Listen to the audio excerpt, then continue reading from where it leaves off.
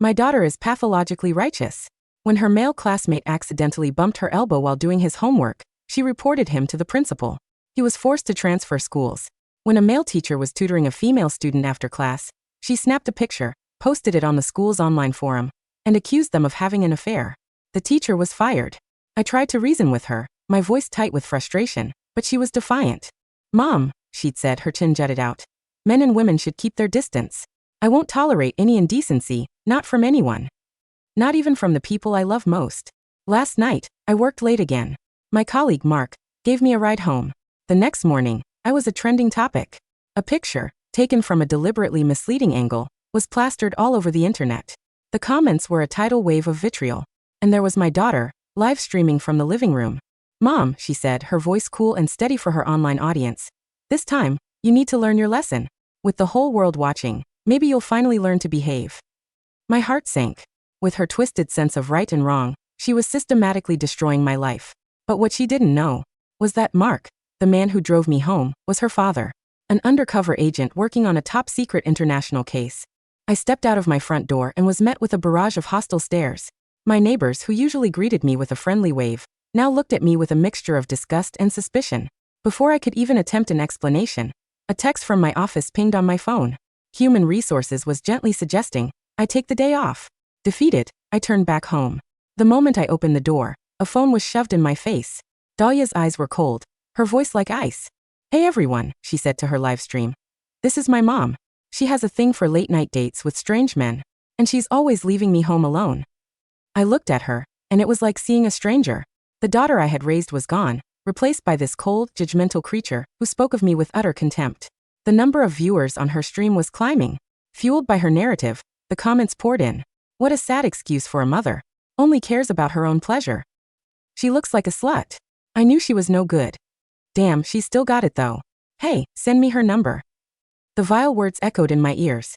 Dahlia followed me, a relentless shadow with a camera, documenting my every move. "My mom can't control herself," she narrated. "To make sure she doesn't run off with another man, I'll be live streaming her 24/7. Please, join me in keeping her accountable." I went to the kitchen. She followed. I went to the bathroom. She was right behind me. I snapped. I grabbed the phone and threw it across the room. "Dahlia, have I been too lenient with you? Have you completely lost your mind? The bathroom is a private space. Are you really going to film me in here?" She calmly picked up her phone and blocked the bathroom door with her body. "If you've done nothing wrong, you have nothing to hide. What are you so afraid of?" "Mom," she said, her voice devoid of emotion. "I'm going to watch your every move. I'm going to make you repent." The daughter I had raised for over a decade now looked at me with the eyes of an enemy. I couldn't hold back my anger any longer. I raised my hand to slap her. She didn't even flinch. She just leaned in closer. "Go ahead," she challenged. "The whole world is watching. If you hit me, it's child abuse. It's domestic violence. And I'll have all the evidence I need to give to the police." I was speechless. My home, once a sanctuary, now felt like a prison, suffocating me. I couldn't stand to be there another second. I slammed the door and left. On the street, the stares of strangers felt like needles in my back. Their whispers followed me. "You'd never guess by looking at her, but she's that kind of woman. Her own daughter exposed her. She must be a prostitute. Stay away from her. Who knows what diseases she's carrying." I felt like a turtle, retreating into my shell, my head bowed in shame. I spent the night at my best friend's place. She tried to console me, telling me Dahlia would grow out of it, that she would understand one day. But my heart ached. She used to be such a sweet, clever little girl, always clinging to me, begging for cuddles. How had she become this monster? When I returned home the next day, the house was full of strangers. They were a cleaning crew, hired by Dahlia. She emerged from the living room, a frown on her face. "Mom, with your lifestyle, you could be bringing all sorts of germs into the house. I'm having the place disinfected." The air was thick with the acrid smell of some industrial-strength cleaning agent.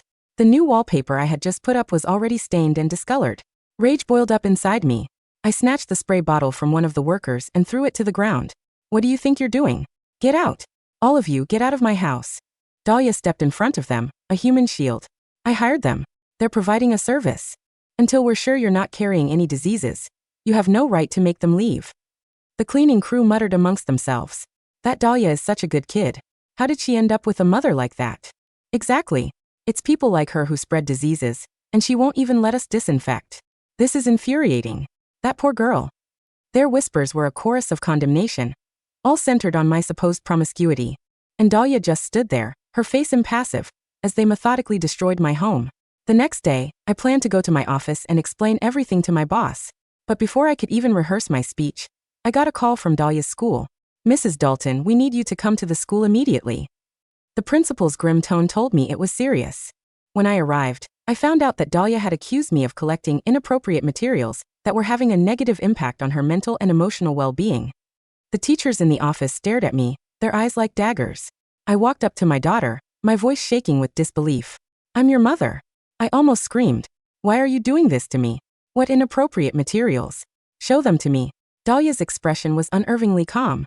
She reached into her backpack and pulled out my old physiology textbook from when I was studying for my medical license, along with a few copies of a women's magazine I liked. The textbook had been on my desk for years.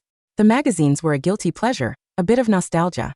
She flipped through the textbook to the chapter on the reproductive system, the pages filled with detailed anatomical diagrams.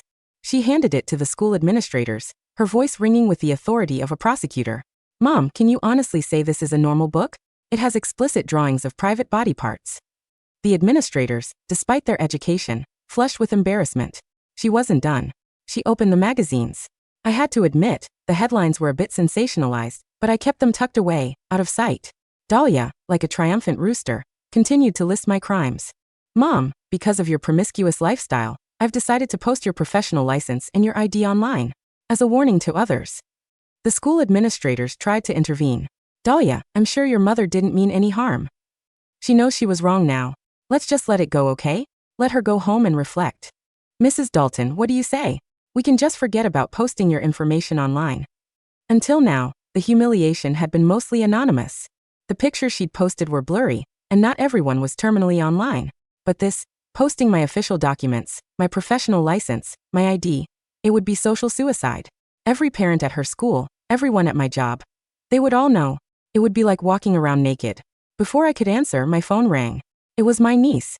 "Auntie, why is Dahlia at my office? She's demanding they fire me." The world went black for a second.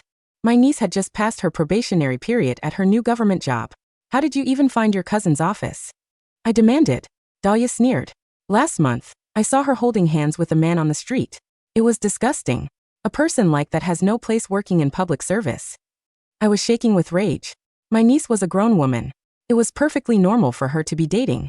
"Dahlia, your cousin is in a perfectly normal relationship. Holding hands is not a crime." I shouted. "You're going to ruin her life." She just tilted her head back. "Improper conduct is a serious matter. I don't care what she does, but if I see it, I will report it. I have zero tolerance for immorality." I was so angry I could barely breathe. I had to spend the rest of the day smoothing things over with my niece's boss, promising it would never happen again. After that incident, my brother and his wife cut off all contact with us. My information went up on all the major websites anyway. My clearest photos, my full name, my elementary school, my high school, my place of work, even my department. My address was posted, too. I was put on a digital pillory. My every move was documented and dissected. The word slut was permanently attached to my name. My office quickly found out. The online rumors spread like wildfire, each new version more exaggerated than the last. Tabloid reporters and clout chasers camped outside my house. My phone was inundated with obscene text messages. "Hey beautiful, how much for a night? Can I book you for tonight?" And calls, from a rotating cast of blocked numbers. "I sent you a text, you bitch. Stop playing hard to get. How much? I've got the money." I would scream at them to leave me alone, throwing my phone across the room, but I could still hear their jeers. What a whore. Pretending to be all high and mighty. Her own daughter said she sells her body. I was too afraid to look at my phone, too afraid to go online. I became a prisoner in my own home. I tried to talk to her, to reason with her. "Dahlia, I'm not seeing anyone." It was late, I couldn't get a cab, and Uncle Mark gave me a ride. She turned to look at me, her eyes like poison darts. I'd rather you didn't come home at all than have a man bring you. You say you were working late, but who knows what you were really doing?"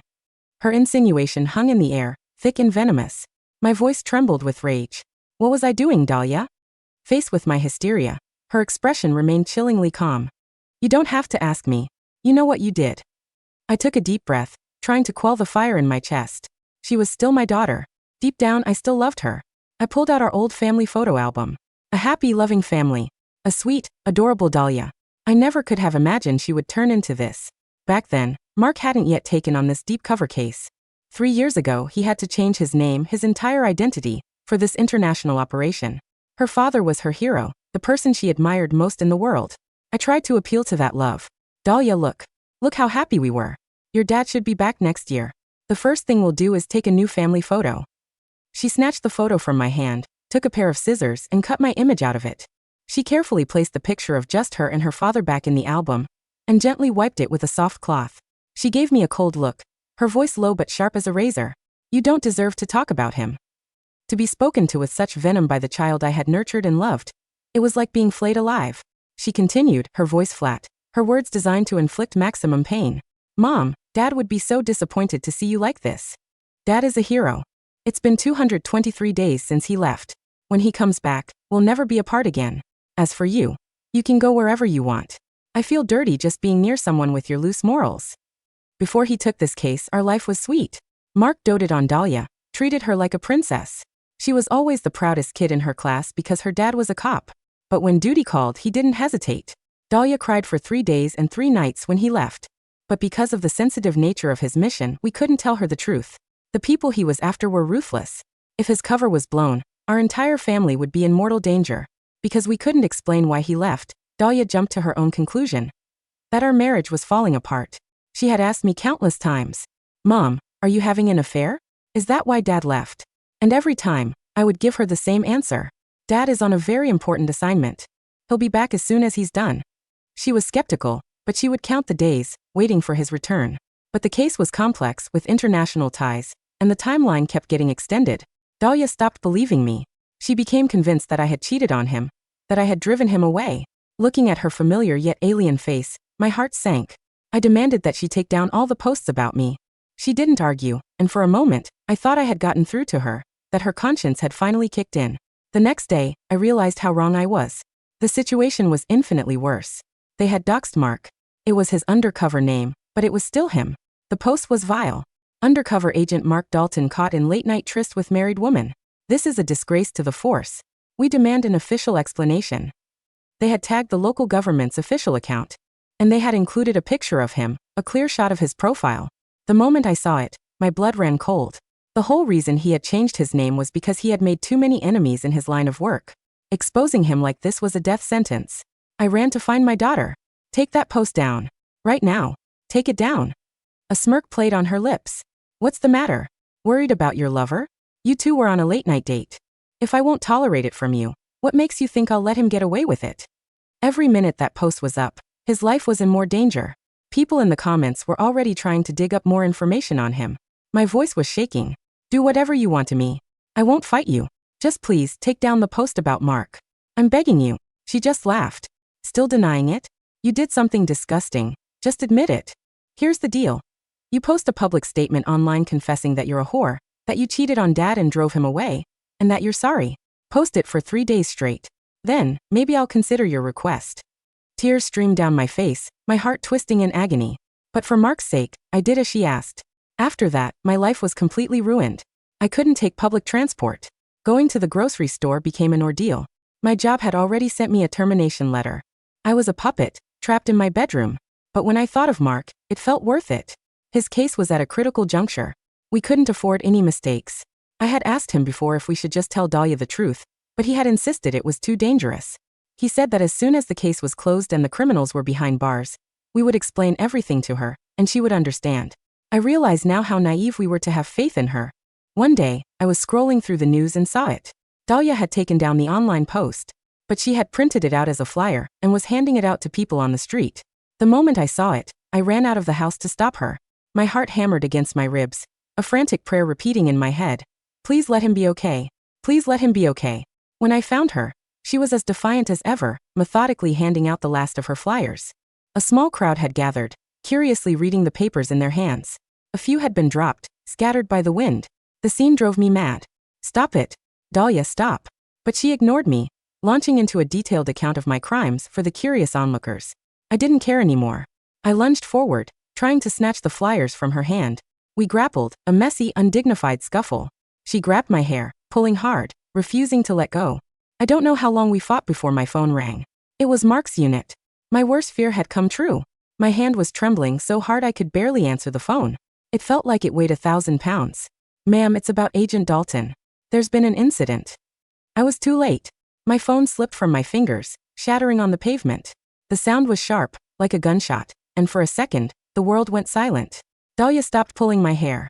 The crowd's murmurs faded into a dull roar. Mom, Dahlia asked, her voice laced with annoyance rather than concern. She straightened her clothes, brushing off imaginary dust. What now? Another dramatic act. I couldn't hear her. My ears were ringing. The voice on the phone, Agent Miller, Mark's handler, had been clipped, professional and devastating. Compromised. Ambushed. Critical condition. Location classified. I sank to my knees right there on the street. The concrete bit into my skin through my jeans. Get up, Dahlia hissed, looking around at the bystanders who were now filming us. You're embarrassing me. Again. I looked up at her. Really looked at her.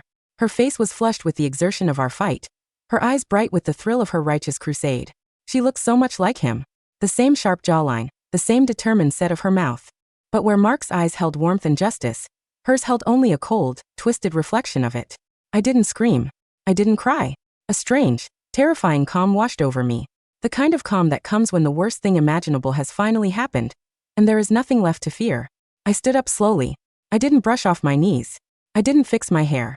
Let's go home, I said. My voice was hollow. Dahlia blinked, clearly expecting a fight. Home? After you just attacked me in public? I'm not done here. I still have flyers.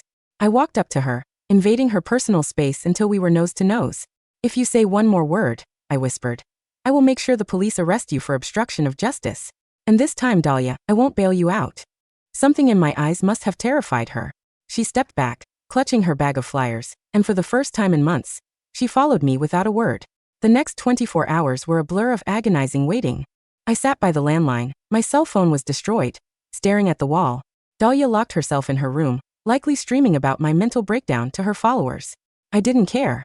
When the knock on the door came at 3 a.m., I knew. It wasn't a standard police knock. It was the heavy, rhythmic rap of authority. I opened the door. Agent Miller stood there. He was a large man, usually stoic, but tonight his eyes were red-rimmed. Beside him stood a woman I didn't know, holding a folded flag. My knees gave out again. Miller caught me before I hit the floor. I'm so sorry, Sarah, he whispered. He fought. God, did he fight? They brought me to the living room. I sat on the sofa, numb. Miller explained, his voice low. Mark's cover had been blown. The cartel he was infiltrating had seen the social media posts. The flyers. They connected the dots. Mark Dalton, the undercover identity, linked to the mark in Dahlia's photos. They found him. They tortured him. He died on the operating table an hour ago. The door to Dahlia's room creaked open. She stood there in her pajamas, phone in hand, the camera light on. Who are these people? She demanded, panning the camera towards Miller. Mom, are you bringing men home in the middle of the night again? Miller stood up. He looked at Dahlia with a mixture of pity and revulsion that I had never seen on a human face before. Put the phone down, young lady, Miller said. It wasn't a request. You can't tell me what to do. I'm documenting this. My mother is. Your mother is a widow, Miller interrupted, his voice cutting through the air like a knife. And you are the reason why. Dahlia froze. The phone lowered slightly. What? Agent Mark Dalton, Miller said, stepping toward her. Code name Viper. He was undercover infiltrating the Sinaloa cartel. He was weeks away from dismantling their trafficking ring. But someone leaked his photo. Someone linked his face to his real identity. Dahlia's face went pale. No. That's a lie. My dad is on a business trip. He left because Mom cheated. He left to protect you. I screamed. The sound tore from my throat, raw and animalistic. He left to keep us safe. And you killed him. I lunged at her, not to hit her, but just to shake her, to make her understand the enormity of what she had done. Miller held me back, his grip like iron. No, Dahlia whispered, backing away until she hit the wall. You're lying. You're all lying to make me look bad. Dad is a hero. He wouldn't lie to me. Miller pulled a file from his jacket. He tossed it onto the coffee table. Photos spilled out. Mark in his undercover gear. Surveillance shots. And the final report, timestamped just hours ago. Read it, Miller commanded. Dahlia approached the table like it was a bomb. She picked up a photo. It was Mark, smiling, with a different haircut, wearing a leather jacket. But it was undeniably him. She dropped the photo. She looked at me, her eyes wide, searching for the lie, searching for the excuse. He called me. I sobbed, collapsing back onto the sofa. Before he died, he wanted to hear your voice. But I couldn't put you on. Because you were too busy printing flyers to destroy him. Dahlia made a sound, a high, keening whimper.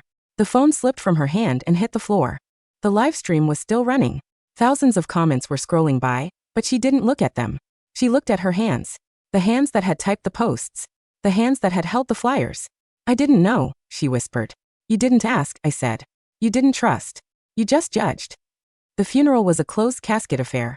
Only immediate family and agency personnel. We had to hold it at a secure location because the cartel was still watching. Dahlia stood beside me. She wore a black dress that hung loosely on her frame. She hadn't eaten in 3 days.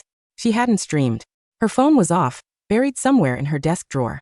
When the 21-gun salute fired, she flinched with every shot. After the ceremony, Agent Miller handed me the folded flag. Dahlia reached out to touch it, her fingers trembling. I pulled it away. It was a cruel reflex. I saw the hurt in her eyes, but I couldn't help it. She hadn't earned the right to hold his flag. Not yet. We drove home in silence. The house was quiet. The cleaning crew she had hired weeks ago had done their job too well. The house smelled sterile, empty. I went to my room and locked the door. I needed to grieve alone. I couldn't comfort her. I couldn't look at her without seeing Mark's broken face in the morgue photos Miller had shown me. A week passed. I existed in a haze of medication and sleep. One afternoon, I came out to the kitchen to find Dahlia sitting at the table. Her laptop was open. What are you doing? I asked, my voice raspy. She turned the screen toward me. It was her social media account. The one with 50,000 followers. The one she used to destroy me. I'm fixing it, she said. Her voice was flat, dead. I looked at the screen. She had written a long post. A confession. I killed my father. It detailed everything. Her suspicion. Her righteousness. The way she had ignored my pleas. The way she had exposed an undercover agent because she wanted internet clout and moral superiority. Don't post that, I said. She looked up, surprised. Why? It's the truth. Isn't that what you want? Accountability. The cartel is still out there, Dahlia, I said, walking over and closing the laptop. If you post this, you confirm everything. You put a target on your own back. And on mine. She stared at the closed laptop. Tears began to leak from her eyes, silent and fast. Then what do I do? She asked. How do I fix this? You can't, I said. You can't fix death. I poured myself a glass of water. My hands were steady now. The worst had happened. There was nothing left to shake for. But you can learn, I said. You can spend the rest of your life trying to be the person your father thought you were. Not this judge, jury, and executioner you became. She put her head on the table and sobbed. It was the sound of a child finally realizing the stove is hot only after burning the house down. 6 months later. We moved. We had to. The agency set us up in a small town 3 states away. New names. New identities. Dahlia started at a new school. She didn't join any clubs. She didn't have social media. She came home every day at 3:30 p.m. and did her homework. She cooked dinner. She cleaned the house. She was trying to atone. But the silence between us was a canyon. We were 2 ghosts living in the same house, haunted by the same man. One evening, I found her in the garage. She was going through boxes of Mark's old things that the agency had shipped to us. She was holding his old police badge. The one he wore before he went undercover. He was proud of this, she whispered. I leaned against the doorframe.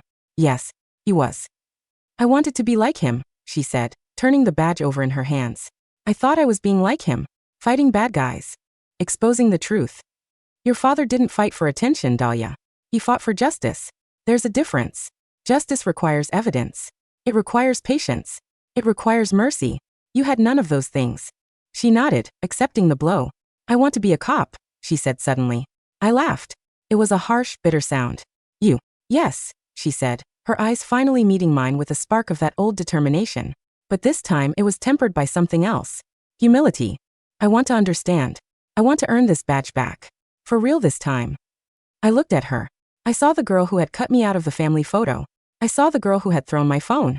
But I also saw a girl who was carrying a weight of guilt that would crush most adults. It's a long road, I said. I know. 10 years later. I sat in the front row of the police academy graduation ceremony. My hair was grayer now, lines etched deep around my eyes. When they called her name, Dahlia Miller, our new last name, she walked across the stage. She stood tall. Her face was serious. She didn't look at the camera. She didn't pose. She shook the chief's hand, took her diploma, and marched back to her seat. After the ceremony, she found me in the crowd. She was wearing her uniform. It fit her perfectly. Mom, she said. Officer, I replied. She reached into her pocket and pulled out something wrapped in a velvet cloth. She unwrapped it. It was Mark's badge. I carry it, she said. Every day. To remind me. To remind you of what? That justice isn't about being right, she said, her voice steady. It's about protecting people, even the ones you think are wrong. I looked at my daughter. The monster was gone. The pathologically righteous child was gone. In her place stood a woman who had walked through fire and come out scarred, but whole. I reached out and for the first time in a decade, I hugged her. Really hugged her. She stiffened at first, then melted into my arms, sobbing into my shoulder. I miss him, Mom, she cried. I miss him so much. I know, I whispered, stroking her hair. I know. We stood there in the middle of the crowded gymnasium, holding each other up. The past couldn't be rewritten. The dead couldn't be brought back. But as I looked at the badge in her hand, catching the light, I thought that maybe, just maybe, we had finally found a way to move forward. Mark would have been proud. Not of the girl who live-streamed his destruction, but of the woman who spent her life trying to build something worthy from the ashes. The end.